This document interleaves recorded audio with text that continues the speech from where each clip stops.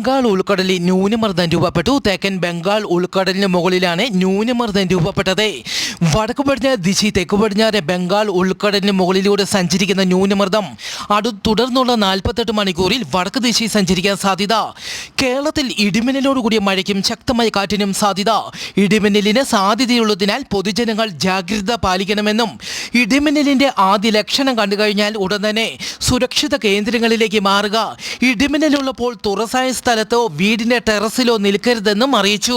ശക്തമായ കാറ്റുള്ളപ്പോൾ വാഹനങ്ങൾ മരങ്ങളുടെ ചോട്ടിൽ പാർക്ക് ചെയ്യരുതെന്നും അറിയിച്ചു. ഇന്ന് ശക്തമായ മഴയ്ക്ക് സാധ്യതയുള്ളതിനാൽ ഇടുക്കി, എറണാകുളം, തൃശൂർ ജില്ലകളിലും നാളെ തിരുവനന്തപുരം, കൊല്ലം, പത്തനംതിട്ട ജില്ലകളിലും കാലാവസ്ഥാ വകുപ്പ് യെല്ലോ അലർട്ട് പ്രഖ്യാപിച്ചു.